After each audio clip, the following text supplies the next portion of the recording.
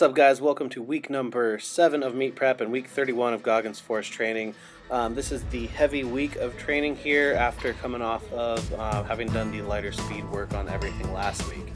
For the most part, this week went okay. I did have a couple of hiccups here. This is the heavy squat day. As you can see, I am doing all of my warm-ups raw, all of the squatting raw, up to a point.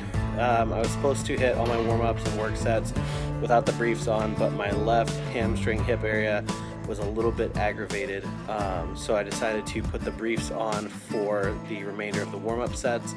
So what you're seeing here is up to, I believe, 3 plates without a belt on and just the briefs, which really doesn't provide much more than a little bit of light compression and some psychological help.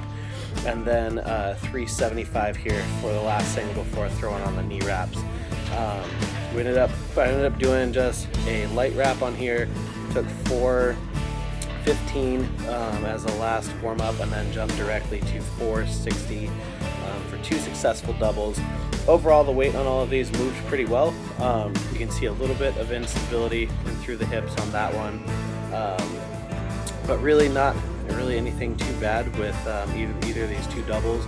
It was just on the last rep of the second set that I felt a little bit of that kind of shimmy. Did not have any pain and didn't go into a full seizure leg or anything, but I did feel that I flared up the hamstring just a little bit. So was a little bit concerned with that. Still managed to get through the whole workout with anything too traumatic happening. So decided to take that one and just kind of call it a win, since I haven't touched anything this heavy without briefs on in a long time. So with a little bit tighter wrap on there, also confirmed that I do get more out of the knee wraps than I do out of the briefs, and I can see that little bit of a shimmy. The light bench workout went pretty well. I didn't have any tendonitis or anything from the heavier straight bar squatting. However, in the evening after this session, this was Wednesday afternoon of last week, through perfect combination of, I guess, barbell, squat rack, and wedding ring, I managed to smash open my left hand pretty thoroughly. I was tilting one of the racks back, and I don't really remember exactly how it all happened, but by the time I went to pick the bar up off the floor, I had blood running down my hand, and I managed to split the area between my middle finger and ring finger on my left hand open pretty deeply.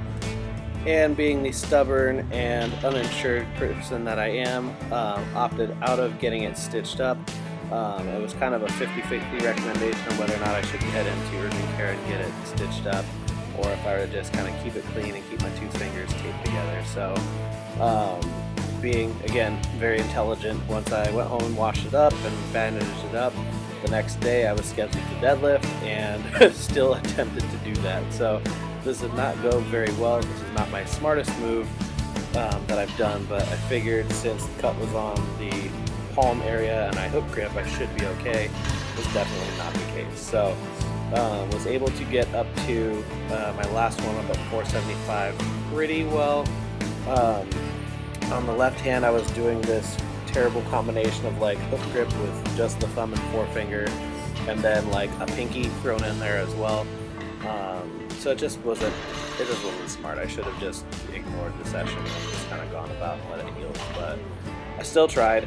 It just wasn't there, and I wasn't able to hold on to anything over that last warm-up at 475. And the position that I got myself into, because I was distracted by my hand, flared up the hamstring a little bit more as well. So took the last warm-up, tried the 515 or 525 or whatever it was twice. It just wasn't there, so decided to shut it down after that and call it a day, and just decided not to be stupid. It also didn't help that it was about 110, 112 degrees in the gym this day, and just the sweat plus not being able to use chalk plus 2 fingers plus a gash in your hand is just a bad combination when trying to do grip work. So shut that down, let everything kind of stay a little bit more cleaned up, and was actually able to still come in and bench on Saturday. In fact, having the cut on the hand helped reinforce the newer bar position and grip that I had been working with the week prior, and these actually all went really well. So I was able to get all 5 triples with 380, and then finished all 3 sets of 3 on the close grip paused floor presses with 345. So that was something that on the last heavy workout when I was doing these, I gassed out after 4 sets of 3 and just missed all of the floor pressing. So that was pretty encouraging. Bench moved really relatively well. I had a little bit of a misgroove on the last rep of this first set, but all the other triples moved well, felt relatively easy. Felt like I probably had a rep or 2 in the tank on all of them. So that's a big volume PR for me, with 15 total reps at 380 pounds on bench, followed by the paused floor presses. After looking at my homework from Steve, it looks like on the next heavy bench workout, which will be in 2 weeks from this one, we're just going to nudge it up to 385 and try and do the exact same thing again. So hopefully that all goes well, and hopefully my hand continues to heal, so that way I can be all good to go by the next heavy deadlift workout. So next week we'll be doing the speed singles against chain. I'm pretty confident that I will have no issue with that. My hand's already doing significantly better than it was on that deadlift day that you just saw. So hopefully with another 2 weeks under the belt, I should be able to pick up right where I left off, and it shouldn't have too much negative effect on my performance at the meet. So that is it. As always, I hope you enjoyed the video. If you did, please like it, subscribe to my channel, check out the gym's website, savagebarbellclub.com, for more information on any of our programs and on the facility that we have here, and I will talk to you next week. Take care.